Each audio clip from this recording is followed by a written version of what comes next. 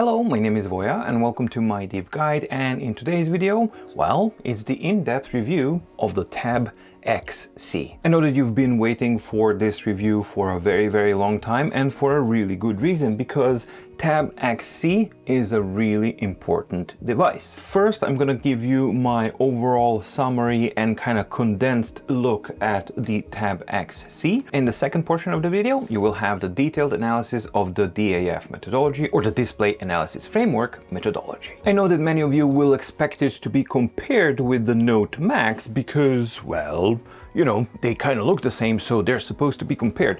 Well, not really, because comparing the Note Max and the Tab X C is not really comparing apples to apples. It's more like comparing apples to pears. What I wanted was to compare apples to apples. So in the Display Analysis Framework methodology portion of the video, you will see the Tab X C results compared to the Tab Ultra C Pro, because both are the Tab family and they have a lot more in common than the Tab X C and the Note Max. The comparison with the Note Max will come as well, of course, but that's going to be a dedicated, separate, shorter video. Before we dive in, a couple of things. First of all, this device has been kindly sent to me directly by Boox, but I don't get to keep the device, so that way I get to keep my own opinion, because this is an unpaid review. I get the reviewed loan device, I test it, I make the video, I publish the video without Boox having the opportunity to see it before you or any say into contents of the video, and then I get to return it. This means that my work is completely self-financed, and if you do want to support the work that I do, then you can head on over to the mydeepguide.com/shop, where you can find MDO and MMP and MDG curated templates, which are all high quality products. In the case of MDO and MMP, hyperlinked organizer files. MDO, My Daily Organizer, helps you organize all of your yearly, quarterly, monthly, weekly, daily needs. In the case of MMP, My Deep Guide Meeting Planner helps you organize all of your meeting planning needs. And My Deep Guide curated templates help you get the maximum out of these ePaper devices. These products work exceptionally well, especially with a high resolution and high real estate screen like the Tab X C or the Note Max or even the Tab Ultra C Pro. And they're especially designed to help you keep your focus while keeping the productivity levels high. So I encourage you to check out the mydeepguide.com/shop, because purchasing those products, not only do you get a high quality product to support and get more out of your ePaper device, but you also directly support the independence of My Deep Guide. And also, if you don't want to purchase anything and you just want to kind of support in a different way, there's also super thanks comments directly here in YouTube as well. Well, with that out of the way, let's check out the Tab X C. In order to be fully transparent, what you're seeing here is the Tab X C with the front light at 50% with this ambient light that you're seeing here. So no, it's not front light turned off, it's front light at 50%. How does it look like with the front light turned off? Well, let's see. Well, it looks like this, but I liked more how it looks with the 50% front light on. And it's also portraying the realistic type of case scenario, because you're going to want to use that front light on this device quite often. Let's start first with the design. And the design of the Tab X is quite beautiful. It's exactly the same as the Note Max, with the only difference it being about 1 millimeter thicker than the Note Max, simply because it has that addition of a front light. There are no sharp edges, there's no imperfections that I've noticed, and I've been using this device extensively now for over a month, and my Note Max for over half a year now, and there are no manufacturing or, you know, quality control issues that I have noticed on this model. The layout of the device is simple. You get the screen, 13.3-inch Kaleido tray panel, 300 ppi black and white, and 150 color ppi resolution. You have the nice edge here with the Boox logo. On the back side, we have the reminiscent of a design from the Go 10.3 with these two little halves. However, this time they do not protrude, so they actually feel really nice. Unlike the Note Max, which has a frame that is of a gray color that matches the gray color of the screen, on the Tab X C, we have a black frame and we have a dark frame here. In many respects, if you actually compare the designs of the Tab Ultra, Ultra C Pro, and etc., and the Tab X C, you will see the natural evolution of the design there. Unlike the Tab Ultra, it does not have a camera and it does not have a micro SD card slot. What it does have is 128 gigabytes of storage. It has 6 gigabytes of RAM and it is using the same Snapdragon 855 SoC as we've had the Tab Ultra C Pro use. This is an octa-core CPU that has a single really powerful core that goes up to 2.8 gigahertz, and in reality that means that this tablet is an extremely powerful and capable performer in your daily tasks that you may expect to use on a tablet or a device that far surpasses what would normally be considered what are the expectations of an e-reader or an e-note-taker device. So in all fairness, this device is not an e-reader, it's not an e-note-taker, this is an ePaper tablet or an eTablet. However, it still is an ePaper device. And reading and writing is something that you're going to be doing quite a lot on. So from the reading perspective, this is an extremely powerful e-reader and it performs really, really well. For a reader, 13.3-inch screen surface is a huge plus if you are not looking for portability, because obviously this is not a portable device. Same as it was a huge plus for the Note Max, it is a huge plus on the Tab X C with two new kind of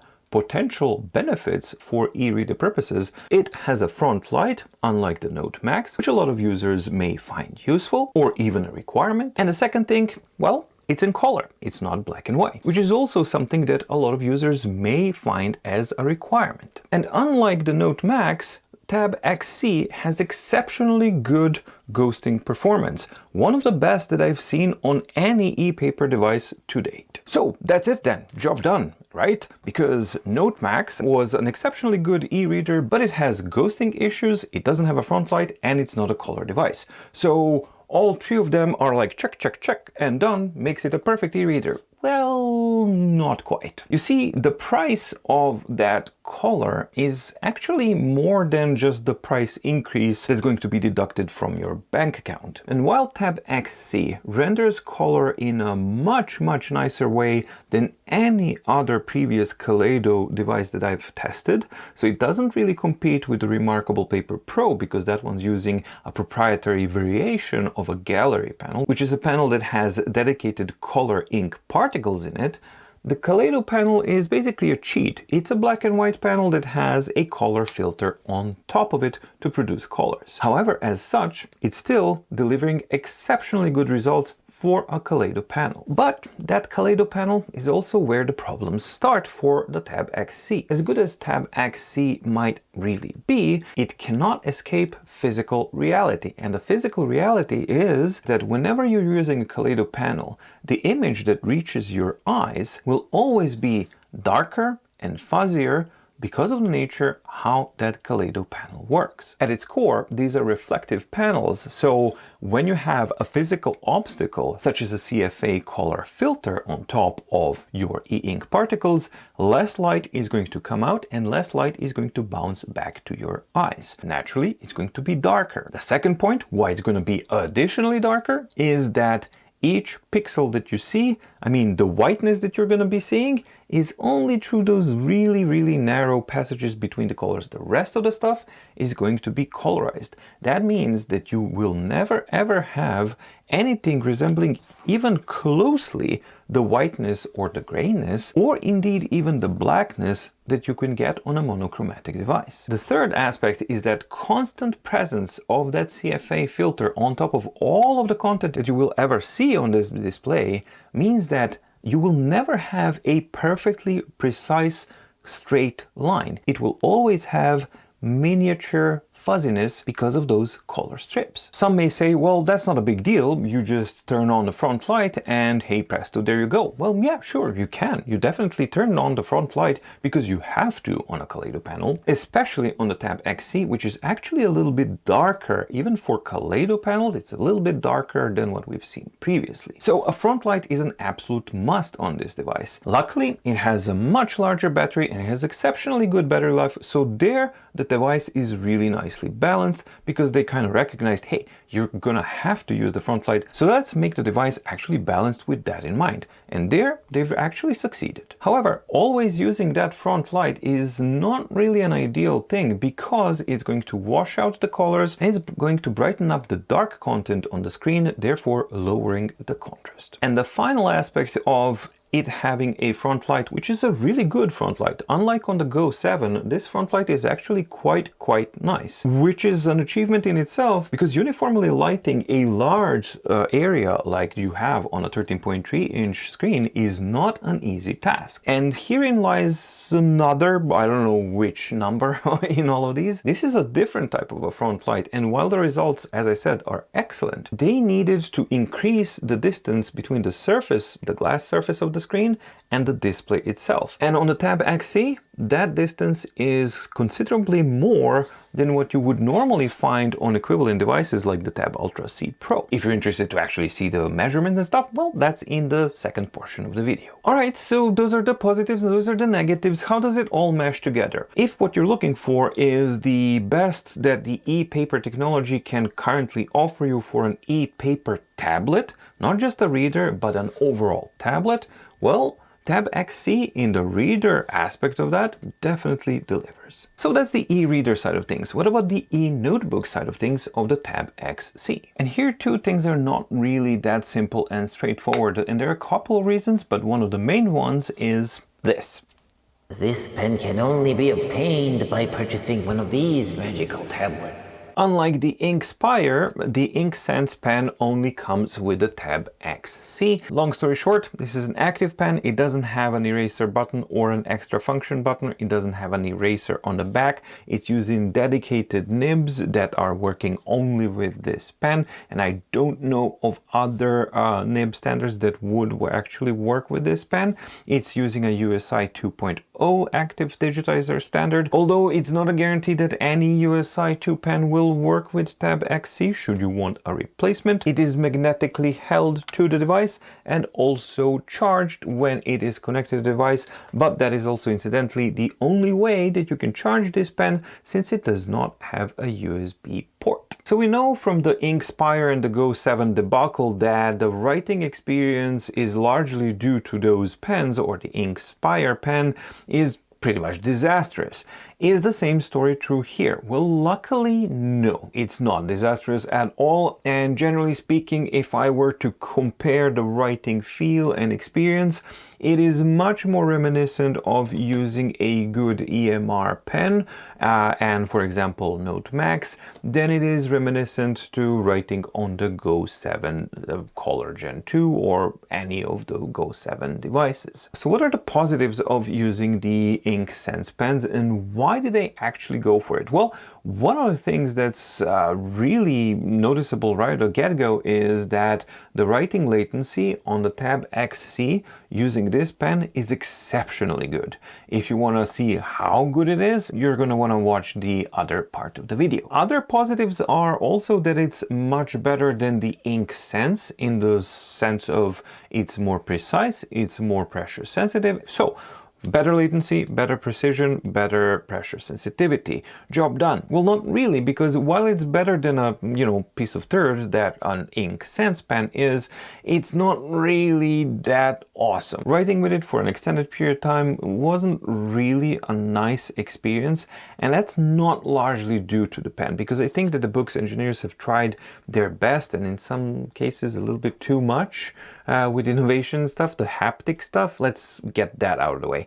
This pen has a little motor inside that does the vibration stuff. It's like, what's haptic? Well, haptic is the that your phone does. So this one doesn't do the thing, but it does little and that motor is like kind of around here, and it just kind of spins around when you're writing, and it's reading the velocity that you're writing, and it's trying to kind of mimic that. I guess the idea was to try and create some type of vibration sensations when you're writing to mimic the paper-like type of writing feel. Does it work? No, not at all. It's a gimmick at best and a distraction most of the time. You can use it at like 1/3 or maybe half, but anything over that, it's completely distracting. There are two major issues that are associated with this type of approach. The vibrations originate from here, and you can absolutely feel it from there. And also, if you put up the higher intensity, you can actually hear it as well. When you're writing on an actual kind of surface that has roughness, the writing sensation and the roughness and the vibrations will originate from the tip of the pen. An entirely, completely different experience, and yeah, this doesn't really feel like writing on a rough surface. The second bad aspect is that it has a delay, and it's actually a noticeable delay, because if you think about it, how can it work? Well, it detects that pen is moving, and when it detects that this pen is moving, it calculates, hey, how fast have we moved from this point to that point? Oh, that fast, okay, so what was the point of time, what was the distance? Oh, that's our velocity, therefore send this amount of intensity to the little motor to spin at this speed. And that means that even if it was, which it most certainly isn't, but even if it did feel like a proper paper-like type of surface, writing surface, it would be delayed. And one other aspect as well that's important about this pen that's really, really well done, unlike the InkSense nibs that are full-on plastic, fantastic, and absolutely dreadful feel and tappiness, that is not the case with the Inkspire pen, because they've actually, I guess, coated it, or it has a more softer type of tip of the nib feel. So the end result is twofold. First of all, tapping, much more subdued, not clacky, still present, but it's much, much less clacky than the InkSense pen. And also it does give a little bit of friction. So it's not super rubbery like Staedtler pens, but it does give a bit more friction than a hard plastic nib would normally be super slippery on a hard glass panel. The bad news is that they are only for this pen, and I don't even know if there are replacement nibs that you can buy for this pen or how much they cost. The regular EMR pens that you can get for any pen and anywhere already are really expensive from Boox. Can you imagine how pricey this is going to be? All right, so that's the pen situation and the pen side of equation. What's the other side of equation? Well, the other side of equation is the surface that you're writing on. It's a freaking ice rink. I mean, come on, look at this. There is not an inkling or an attempt at being a pleasant writing surface whatsoever. It has good reflectivity attributes, but it is a super, super smooth glass that has nothing to do with paper-like surface whatsoever. Now, why would they do that when on Note Max you have absolutely wonderful writing surface? Why would they actually do that on the Tab X C? Well, here again, we have to go back to the nature of the screen here, and that is the Kaleido technology. If you have a paper-like writing surface on top of the screens, what that is effectively going to do, it's going to scatter the light rays that are hitting the surface of the screen, which means that the transmittance is going to be lower. That is something that is noticeable on the Note Max, but considering that it's using a monochromatic display, which is much, much brighter than a Kaleido display, that's not such a big problem. However, this Kaleido panel on the Tab X C is already, with the super smooth glass surface, really, really dark. Can you imagine just how much darker it would have been if it had that kind of thing? And that directly applies and is an answer to your question if you're saying like, hey, could I just apply a paper-like screen protector on it and solve the writing issues that way? Well, you could do that, but you're not going to solve them for a long time, because first of all, you're going to spend those potentially really expensive nibs much, much faster, because they're not designed to work with a rough surface. They're designed to work with a smooth surface. You're going to worsen the image quality and brightness. And third of all, you're going to add additional additional level of distance from surface to the screen on a device that already has quite a bit of a distance there. Alright, so what does that mean as a summary of the writing feel on the Tab X C? Is it a disaster? Absolutely not. Is it usable? Yes, it absolutely is. Does it resemble more Go 7 Color Gen 2, for example, disaster, or Note Max? I would say that it resembles far more neither of those. It far more resembles the Tab Ultra C Pro type of feel, or the writing on the Tab X, the monochromatic version without any of the screen protectors. If you have one of those and you're writing normally there, that is the type of writing feel that you may expect from the Tab X C, only slightly worse, mainly because of this pen and the thickness of the nib and the imprecision of the nib. Now, the other aspect that's not going to be as good as on the devices that are using EMR pens is the precision. And although not as catastrophic as it is again on the Go 7, there the situation is abysmal. Here we're nowhere near in that category, but it is still worse precision that you have on the device with the passive EMR Wacom stylus. And also, most notably, the pressure sensitivity simply is in a different kind of sensitivity category, and that I think is down to the driver and the pen and how it's been made. It just needs way more pressure. Now, is that something that they can calibrate within the brushes themselves? Absolutely, they can, but I'm not really sure that they will be able to do that and to nail that down nicely, because that type of work requires a lot of finesse, and we have never seen a lot of finesse from the Boox development, software development team yet. All right, so that's the e-reader side of things and the e-writer side of things. Now, what about the functionalities of this? Well, to put it simply, it's a Boox tablet. What does that mean? Well, that means that it comes natively with an eReader, which has a huge amount of formatting capabilities and flexibility bonanza. From PDFs and EPUBs, non-DRM protected EPUBs, but you can always de-DRM them if you so please, and then use it on this device. eBooks, PDFs, everything can be handled easily on this device, and because of the screen real estate, you can also use it in the landscape format and have 2 pages at the same time. I mean, the world is your oyster with the combination of colors, 13.3-inch screen real estate, front light, and the Neo Reader. On top of all that, this is also a Google Play enabled device, so you can install any reader app that you may want. Kobo, Kindle, Pocketbook, your library apps, or anything like that. All of that can be used on the Tab X C. So absolutely excellent e-reader capabilities, coupled with really, really good e-reader aspects of the Tab X C. Handwriting capabilities also extremely strong on the Tab X C and the Boox platform overall, especially since the latest updates of the update 4.0.1 and 4.0.2, which is here, which has introduced a bunch of bug fixes, optimizations, and things that were necessary on the OS 4. But the OS 4 now introduces also the ability to use hyperlinked PDF files as notebooks, and you have linking, you have insertion of audio files,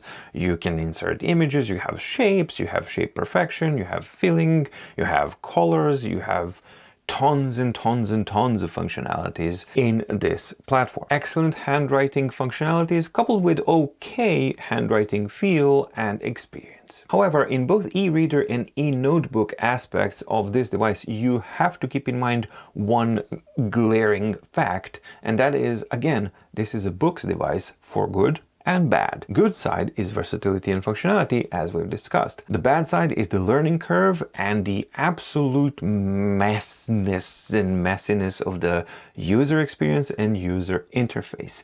You don't know what's a boolean, what's a toggle, which menu is. There's a gazillion of menus, there's sub-menus, menus upon menus upon menus, and it can very, very quickly and very easily get to be too much for an average user who's just looking for an e-reader or a simple e-note taker. Okay, so those are the 2 of the 3 most important aspects of this device, and the final category is the eTablet aspect of the Tab X C, and this is basically where it shines, because this is what it was designed to be in the first place. Tab X C is basically a 13.3-inch Android tablet that happens to be using an ePaper display. If you approach this device with that in mind and with a very, very good awareness and expectations of what ePaper technology, especially color ePaper technology, is capable of, what are the limitations, so those are big ifs if you want to go into an eTablet type of a category of a device. But if you have all of that stuff in your head and you're aware of it, well, then you are probably going to be extremely happy with the Tab X C. And generally and objectively speaking, Tab X C represents a pinnacle of what is currently available in color e-ink technology and color e-ink devices. It provides the nicest color of a Kaleido panel that I've seen so far. It provides the best deghosting performance that I've seen so far. And coupled with all of the multiple functionalities that you have on a Boox platform and a Google Play enabled Android device like the Tab X C is, all of that coupled together can be a really good experience, provided that that's what you're looking for. So what are the extended functionalities that you have? Well, first of all, Google Play. That opens up the doors for a lot of functionalities, and you got to remember that this is a Google Play certified device, which means that Google Play services are functional. Second of all, big screen real estate, split screen functionality, horizontal, vertical, in portrait orientation or landscape orientation, it doesn't matter, but because of that screen real estate, it does make it possible to actually use this eReader, eNote taker device as an eTablet or a multitasking productivity device, which is something that I'm using my Note Max for half a year now, really successfully. Except that here you have also the addition of the front light and the colors. You also have screen sharing capabilities. I wouldn't really use it as a monitor. That's not something that I would recommend at all because of all the limitations of the Kaleido panel technology that I've talked about. And also you're going to spend that screen really quickly if you're going to use it as an e-screen, but you do have that capability. Using Bluetooth peripherals such as Bluetooth mouse, Bluetooth speakers, Bluetooth keyboard, whatever you want to do, it's all there. It also has speakers and microphones. That means that you can record audio files, you can use speech to text conversion or text to speech conversion, you can interact with an AI assistant in that manner if you wish, you can do OCR recognition, and also do remember that it's coupled with a really capable SoC unlike other tablets, and that makes it actually usable for these more advanced tasks. While we're talking about more advanced tasks and the really capable SoC, yes, it is very capable, but it does tend to get quite a bit warm, something that you do feel when you're using especially handwriting or anything more, let's see, demanding, that's employing that single 2.8 gigahertz core.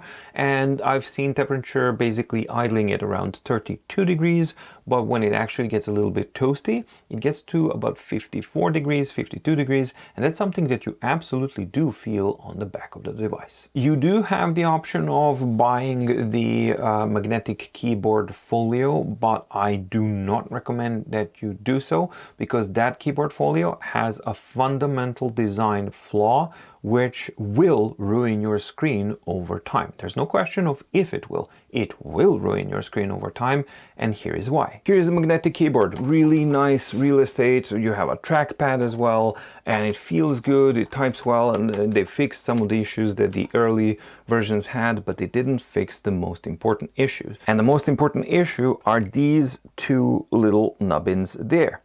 They are used to actually hold the device in place. So what's the problem with that? Well, the problem is that your device is supposed to stand here, and this goes directly on top. There are no spacers anywhere on this keyboard. That means that this whole surface is directly laying down on the surface of your screen. All right, well, that's not such a bad deal. Well, if it was done well, no, it wouldn't be, but this is not done well. That nubbin there and the one in the back, they are the highest points of this cover, and they are the primary thing that's resting against the surface of your screen. I've done a dedicated video on that. You can find it here, where I've actually measured where are the most impactful points that are resting against the screen, and these two most definitely are there. So I would never ever use this on a long-term basis on my device, simply because it's basically a thing that will break your screen over time. Tab X C is also equipped with a much larger battery than the Note Max, which naturally means that it has a much better battery life. For details on that also in the second portion of the video. But it also means that it's slightly heavier, not a lot, but at 640 grams, it's about 45-ish grams heavier than the Note Max. So that's the general overview of the Tab X C. With that out of the way, let's move on over to the DAF methodology portion of the video, the exciting nerdy stuff, insight stuff. If you don't know what DAF is, Display Analysis Framework Methodology, this is a testing methodology that I have been developing now for well over half a year, and now I'm in the process of basically soft launching it, and I am testing it in real-world production situations like this one here to catch edge cases, to see where the bugs are, to see what the problems are, to iron it out, with the final goal being to refine it to a stage where it actually can be peer-reviewed and potentially made into something that basically becomes a testing standard for ePaper devices, because we desperately lack something like that. I will make a dedicated video that explains and details all of that stuff, but only after I've done this soft launch kind of rollout thing and after I iron out all of the little edge cases that are popping their ugly little heads here and there. And the additional thing that you're also going to be seeing in this DAF portion of the video is the device comparison tool, which is not public yet, but I'm also soft launching and testing this tool as well, which is a part of the mydeepguide.com website, which is hooked up directly to the central processing database of DAF results. And as time goes by and I test more and more results using the DAF methodology, the database will grow, and you as users will have the ability to use this device comparison tool on the mydeepguide.com site and see how these devices compare in myriads of different categories that you will see here. All right, let the nerding begin. We start the DAF methodology testing results with a readability, and in this test, as usual, I am checking out different fonts at different sizes and different colors, and as we can see, we definitely have really good clarity across the sizes and readability,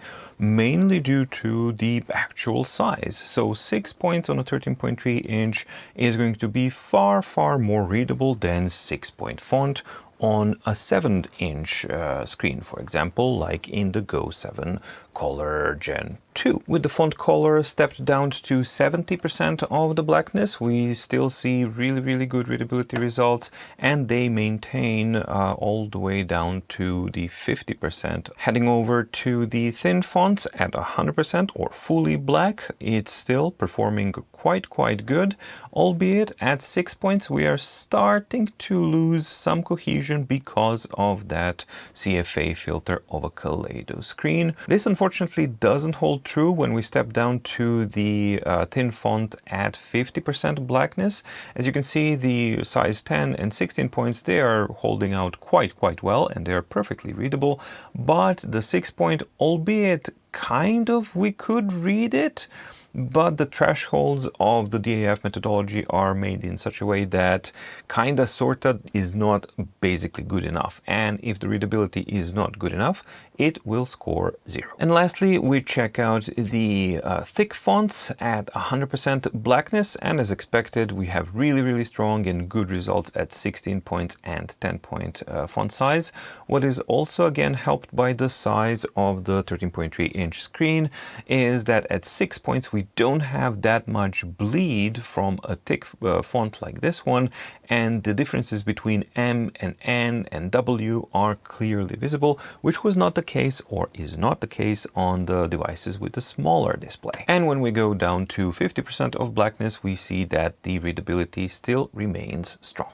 As a point of comparison for this video, I'm going to be using the Boox Tab C Pro because it is the closest equivalent to the XC that we actually have. You can notice that there is a pronounced moire effect here. Those are these kind of lines here that are produced by the distribution and the density and the pattern of the CFA layer. This is not something that I've noticed on the Tab X C, and as such this moire effect is definitely wreaking havoc on the algorithms being used here, because the details and the patterning of the CFA filter and the moire effect of the CFA filter is overpowering the actual readability details here and is confusing the algorithm to give it a score of 0. And even though both the Note Air 3C and the Tab Ultra C Pro use the same panel, because the Note Air 3C does have that paper-like filter on top, it breaks down this moire effect, and as such it doesn't really rear its ugly head.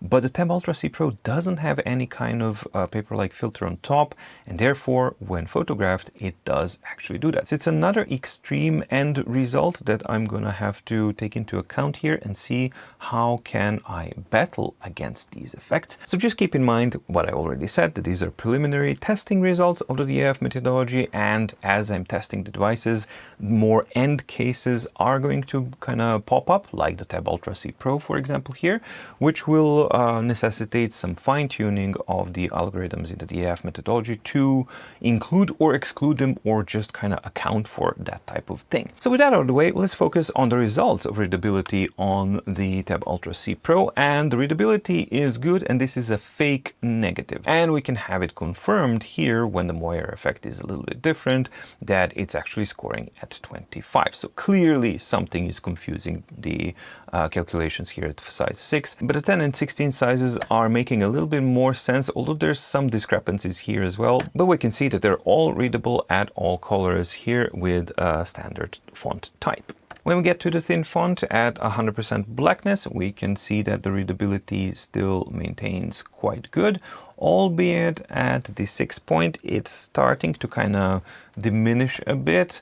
And when we lower it down to 50, then it's absolutely kind of fading away. Not something that I would characterize as readable. However, the size is at 10 point, kind of, yeah, legible, and 16 point is readable. Moving on to the thick font at 100%, and we have good readability across the font sizes, and the bleeding is there. Here with the E and the O, we can see the effects of bleeding with a strong font like this, that these types of letters are losing legibility somewhat, which becomes much better once we lower the blackness and the intensity of the font. So I fired up my microscope, and you can see now the CFA filter of the Tab Ultra C Pro, and you can see that the color squares that are printed on the CFA filter are fairly small, and that the spacing between them is quite large, allowing for a lot of space between those color strips. And when we take a look at the Tab X C, for example, you can see that the color squares are much larger, that the space between the color strips is much lower, and that in turn explains why the color rendition is better on the XC and why the darkness is also worse on the XC, because it just kind of makes sense. Yeah, we have more color coverage, but we have less space between the color strips, which naturally means a darker image. We can also see some kind of bleeding through between the, especially between like the green patches, like over here. That I think is adding to the overall coloration of the screen. Either way, the end results are such that the readability on the XC is far more dominant than it is on the Tab Ultra C Pro. Now, I think that the difference might not be that strong because of those fake negatives that I've already mentioned, because that CFA filter is incredibly difficult to filter through and kind of take into account when doing these types of calculations. Tab X C will definitely dominate in this test simply because it is a 13.3-inch screen, and it will naturally have much better readability than smaller devices. When looking at the contrast and uniformity, first the display characteristics here, and the blacks and the whites are rendered okay in both excellent average and poor lighting conditions with shutter speeds adjusted. This way I'm testing out how the raw performance of the display is under different lighting conditions. However, when we switch to observable results here, you can see that the pure white in excellent, so it remains like that, but in average it steps down to quite a lot darker gray, and in poor lighting conditions the white becomes basically dark gray. The blacks remain quite good without the front light turned on. When we turn the front light at 50%, we can see in display and in observable results some type of brightening, and finally we are kind of equalizing average and poor lighting conditions with the front light at 50%, and rendering of the black color remains consistent, so the front light is still not bleeding through. When we pump the front light to 100%, in both display and observable results, we can see that the front light is, yes, absolutely brightening the white color, but it is definitely having a strong effect on the rendering of the black color on the display. When we compare the results of the Tab X C on the left hand side and the Ultra C Pro on the right hand side, we can see that when we switch to observable rendering of white and black colors, especially the white, we can see that difference of the brightness of the display itself. So in average and in poor lighting conditions, you will definitely be able to notice that the Tab X C is darker than the Tab Ultra C Pro. With the front light turned up to 50%, the display results show that they are fairly uniform, and when we switch to observable results, we can see that equalization happening on the Tab Ultra C Pro as well, and now the difference between these two is no longer as strong as it was before, although we can see that the white here on the average on the Tab Ultra C Pro is 0.22, while it is 0.19 on the XC. So the front light definitely helps equalize the results, but there are some differences present still. And with the front light stepped up to 100%, when we get to observable results here, we can definitely see that the calibration of the front light is a little bit more balanced on the Tab Ultra C Pro because it preserves the rendering of the black color in a better way. That being said, there's nothing really preventing you from not using 100% on the XC and just lowering it a little bit to match the levels of the Tab Ultra C Pro, and then you're going to have fairly similar results. And when checking out the contrast and uniformity results here in the comparison tool, and we can see that the variability score, so display variability score and the observable variability score, Tab Ultra C Pro is scoring higher than the XC, while in the consistency score, both of them are scoring really high, but again, because of that difference in the CFA filter that I've shown before, Tab X C is scoring higher, mainly because the uniformity of that CFA filter is better on that panel. That means that in contrast and uniformity, Tab X C scores 49.19, while the Tab Ultra C Pro edges slightly ahead with 50.46. Color accuracy on the Tab X C is much better than what we've seen on previous and older panels. Again, going back to that microscopic image to see the coverage of the CFA filter on top, and naturally that means that we have much richer colors than what you would have on the Tab Ultra C Pro. And that difference is clearly observable here without the front light, how the situation of the color in the color purity is considerably better on the XC than it is on the Ultra C Pro.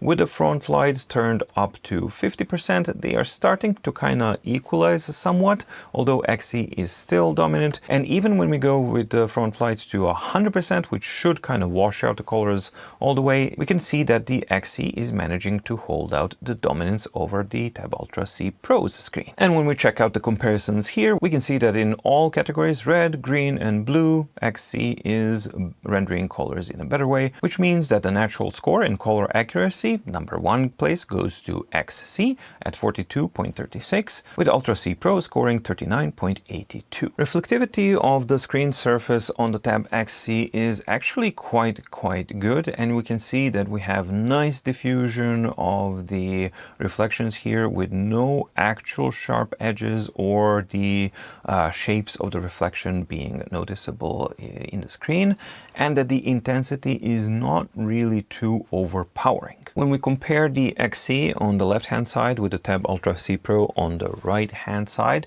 we can see that there's quite a bit of similarities in the characters here, but that the XC does have more diffusion and less defined edges here. However, again, we see that moire effect rear its ugly head in the on the Tab Ultra C Pro, and it is absolutely confusing the results here for the sharpness, because here I do know that the sharpness is using the edge detect method, and it's now reading all of these edges here, artificially inflating or worsening the result of the sharpness. So while the sharpness we can see from the image here is not as good as it is on the XC, it is not this number here. This number here is a false negative. So that means that the end result is going to be overinflated for the Tab X C. We can see that in intensity, Tab Ultra C Pro is actually a little bit better than the XC, but the sharpness here, yeah, this is the big difference, and it's not that much worse than what we see here. So it's definitely worse than the XC, but not by this much. So what that means is that by the time that I'm able to actually accommodate and take into account this type of an end case scenario, such as the Tab Ultra C Pro is, I think that this result is going to come up somewhere around 70-ish mark, but I still think that it's going to be less than the XC, simply because it does have slightly sharper reflections. Ghosting is measured by capturing a first page, then cycling through 10 pages of text, graphics, or combined type of content, and then again another blank page after all of that to show how much ghosting there has been accumulated, and these two images are then differentiated to quantify the amount of ghosting. And both in HD and in A2 mode, Tab X C simply demonstrates really impressive levels of de-ghosting. Whatever kind of mumbo jumbo they've done, they managed to make it incredibly clean and incredibly clear. When comparing the ghosting performance of the XC on the left hand side with the Tab Ultra C Pro on the right hand side, we can see that the new method that they're using on the XC is actually quite a bit better than the Ultra C Pro with its BSR enabled. This becomes a lot more apparent when we switch away from the HD refresh mode, and while XC only has HD and A2 mode, and the Tab Ultra C Pro has 4 modes, you can see that if we go from balanced to fast and even to ultra fast, that the results are simply cleaner on the XC. And that difference is quite noticeable, because especially in balanced mode, Tab Ultra C Pro does not really perform that well, which naturally affects the end result quite a bit here. Now, you've noticed that there was moire effect present in the Tab Ultra C Pro images, so it's going to be interesting to see how fixing it will actually affect the score as well. I know that this will affect the score somewhat, but it shouldn't really make such a dominant difference, but then again, we'll see once I get to refine that of the DAF methodology. Front light between these two is actually quite different, and we can see a nicer balance between the Tab X C's front light and the Tab Ultra C Pros. The warm color is warmer on the XC, and the cold color is also a little bit warmer than the XC. So we're not really going into this super cold blue category of 6300 kelvins as we do on the Tab Ultra C Pro. The intensity curve, blue one is the Tab X C, the yellow one is the Tab Ultra C Pro. We can see that it actually ramps up quite a bit more when we're going from 75% intensity to 100% intensity. Surface roughness of the Tab X C is measuring at 0.216, which means fairly smooth and fairly fairly glassy, and unfortunately we do get to see in the profile curve that same type of glassy feel and the artificial feel of the Go 7 Black and the Color Gen 2 series, so basically all of the other glass paneled ones, where we have this super dense type of profile curve going here with really sharp peaks and really sharp valleys, and that is absolutely what is felt when you are using this device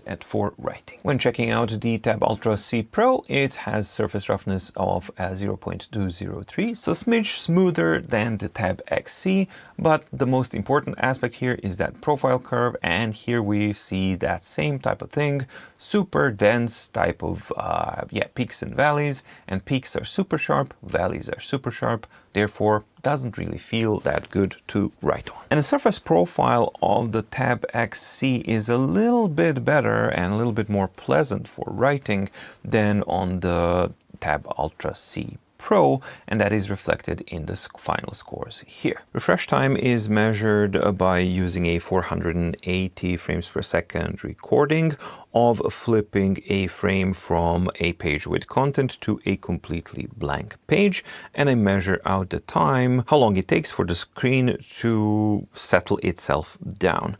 The image that you see here is inverted and the contrast is adjusted to help identify the exact moment when the screen finally settles down. So on the XC in the HD mode, the refresh mode looks like this, or the refresh time takes like this. So it takes quite a long time at 473.39 milliseconds. You can see that it actually finishes up clearing out a little bit before that, but it still is doing some things and then has a final pop until it is fully finished. When we move on to the refresh mode of A2, we can see that this process is a lot smoother and a lot faster, and there's no popping. Of course, we do have a little bit more ghosting here, which is natural, but it is far smoother and a lot faster at 100.10 milliseconds. Refresh time measuring on the Tab Ultra C Pro is exceptionally difficult in all modes except the HD mode, and that is due to the nature of how they've employed the BSR to actually work. So I had to make a decision what I'm going to measure, and let's first show the HD mode. So HD mode refresh time, so it does the whole shebang, clears it out, and then settles down at 342.01 milliseconds, which is a good time. However, when we get to the balanced mode, which is the first one that utilizes the BSR, I had to make a decision which value should I measure. And I decided to measure the first instance when the screen has the time to stop, and not measure out the iterative re-cleaning steps that the BSR method actually does. So that will become a lot cleaner when I press play here. So when I press play, you can see that there we've clarified, right? At 137.64 milliseconds, the screen has settled itself down and we're done. So that's what I'm measuring. However, if I let the footage play through, you will see BSR waiting and then cleaning, waiting and cleaning periodically in several instances. So now it's going to go clean, and again, and again. So that way it progressively cleans the image to a much better degree. The same is true of the fast refresh method, which finishes at 114.70 milliseconds, but then you have the BSR doing the progressive refreshing here. And the same thing is true with the ultra fast, which is settling down at 100.10 milliseconds, the same type of time that the XC does at the A2 mode, but the ghosting differences are absolutely different. So much better performance overall on the XC. And here refresh time in final results, lower is better, and that means that the Tab XC does actually score better cumulatively than the Tab Ultra C Pro does. Writing latency is something that I was really interested on the XC because it's using the active digitizer and a completely different pen to what we've seen on the Go 7. And Tab XC really excels at the writing latency because it scores the absolute highest that I've ever seen so far at 6.26 milliseconds. This puts it far, far, far ahead of any other device that I have tested thus far, and absolutely a lot higher than the 60 milliseconds of the Go 7 series. I ran the same test again on the Tab Ultra C Pro with the latest update 4.0.2 just to see if there were some latency improvements, and indeed there were. It's marginal, but it is now scoring 16.68 milliseconds, which is really good, better than 17 point something that it had before, and the consistency of the line is also really good. However, when we take a look at the final result here between the XC and the Tab Ultra C Pro, these are averaged values of 5 runs, and the XC averages at 7.51 milliseconds, while the Tab Ultra C Pro averages at 15.99 milliseconds. And that 7.5 milliseconds, yeah, average, it's just truly impressive. Surface distance to screen on the Tab XC is surprisingly high. And why do I say surprisingly high? Well, at 1.7 millimeters, it's actually a lot higher than the average 1 or 1.1 millimeters that we've seen on devices of this type.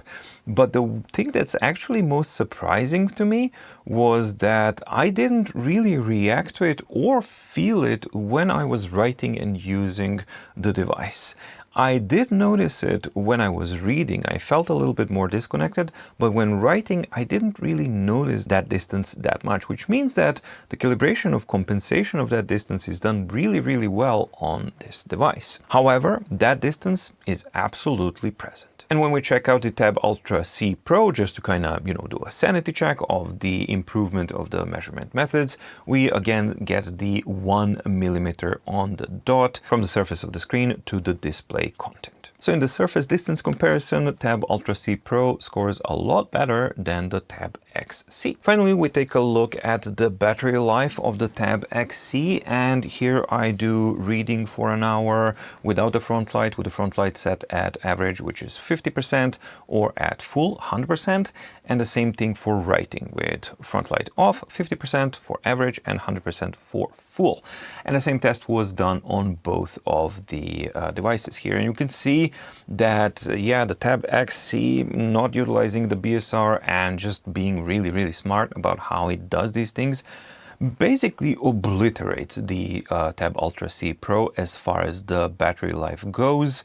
On the, with the front light turned off, 50 hours versus 12.5 hours on the Tab Ultra C Pro, 33.3 hours with the front light at 50% versus 11.1 hours, and they do equalize finally if you ramp up that front light to 100%, but that just makes sense because then the front light is the one that's actually draining all the power. Naturally, the battery life is going to be a lot less when writing, but we can see that the Tab XC can actually give you 11.11 hours of continuous writing time on a single charge without the front light turned on, 9.09 hours with the front light at 50%, and the highly unlikely case that you're going to use 100% of the front light, it's still going to give you 6.67 hours. And for fun and perspective sake, I've also added now as the third device and the third point of comparison, Boox Go 7 Color Gen 2, and we can see the results here in different categories. And we can see that the readability expectedly falls down with the screen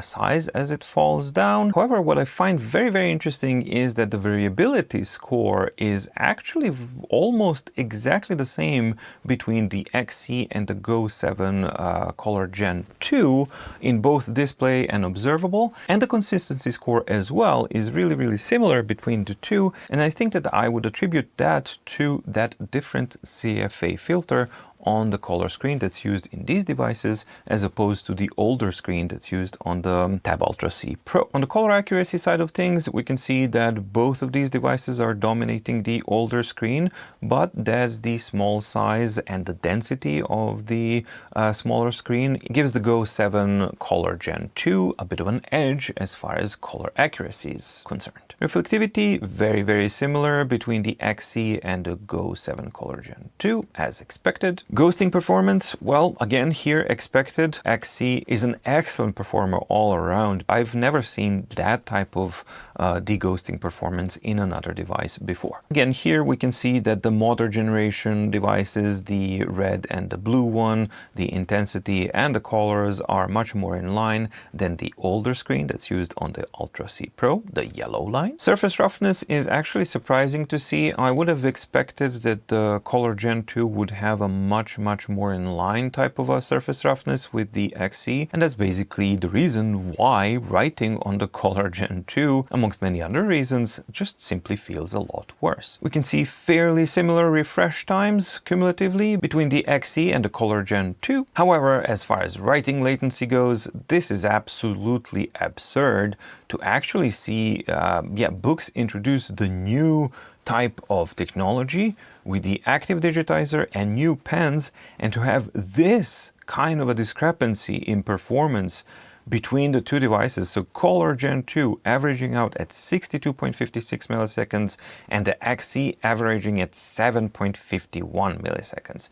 This is just really strange. Surface distance are here at 1.1, 1 and 1.7, and the battery life is much more in line between the Color Gen 2 and the XC. What I find particularly interesting is that in the writing performance, not only is the XC like almost 10 times faster than the Color Gen 2, but it also will give you much better battery life because it has a much more massive battery, of course.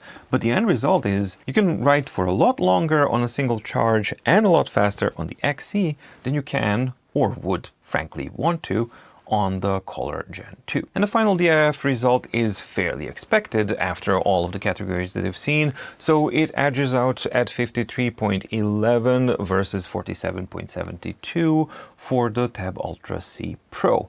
Well, Color Gen 2 is here just for, as a reference sake, but they are not really apples to apples. That's like a 7-inch reader tablet. This is a 13.3-inch multimedia tablet with an e-ink screen. In the eReader category, we see the XC also dominating all three of these devices, as well as naturally expected in the eNotebook category and in the eTablet category as well. So what's the final summary? And I'm gonna kind of divide it into objective and subjective. Let's start with the objective. Objectively, let's not kid around. Tab X C is an incredibly important device, and in many respects, it basically represents the pinnacle of e-ink technology that we have currently available. It is the best Kaleido equipped device that I have seen thus far, with the best colors and the best image quality and the best de-ghosting performance. However, the most impressive aspect that just kind of remains for me even after about a month of use is that the ghosting performance. It is just truly impressive, and it's a really important aspect on how you're going to be actually approaching a device like this, especially a device that offers so much versatility and functionality. Where does it excel? Well, here's where things kind of get a little bit iffy, because as far as I'm concerned, it doesn't really excel as a reader, it doesn't excel as a writer. As an e-tablet, yes, it excels a lot. If you're willing to kind of recognize a category of a device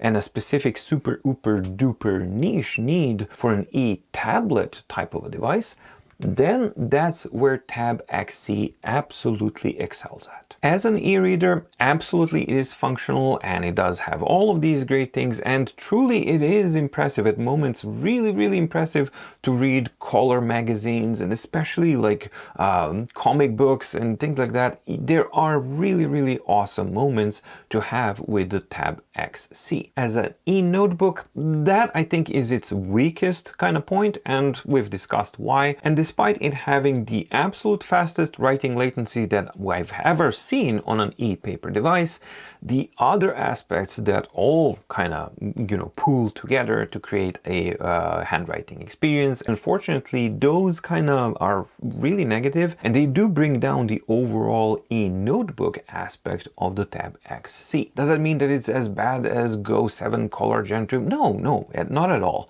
I would actually rank it to be as good of an eNotebook as the Tab Ultra C was, or the Tab Ultra C Pro was. So take that for what it's worth. So that's the objective look at the Tab X C, one of the most important e-tablets released in the recent time. Now for my subjective look at it. While I do recognize all the important and positive aspects and innovative aspects that this device brings to the ePaper table of discussion, shall we say, while it does have a high price tag, what it actually offers for that price tag is really competitive. This is not a device for me, and this is not a device that excites me, nor makes me want to own it or actually use it. Simple reason is that I do not want or need colors on my ePaper device. That means that all of the negative aspects of the Kaleido panel technology that I've discussed and shown and measured in this video are simply a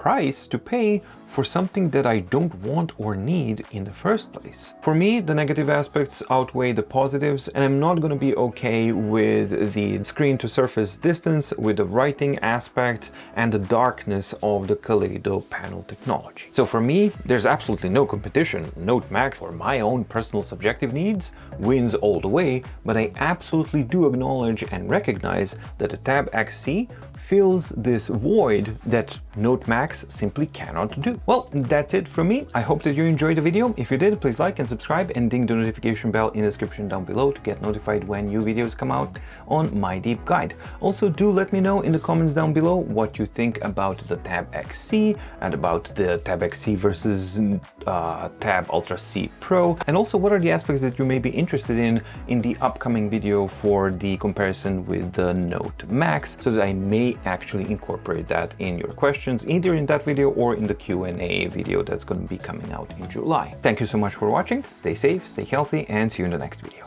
Bye!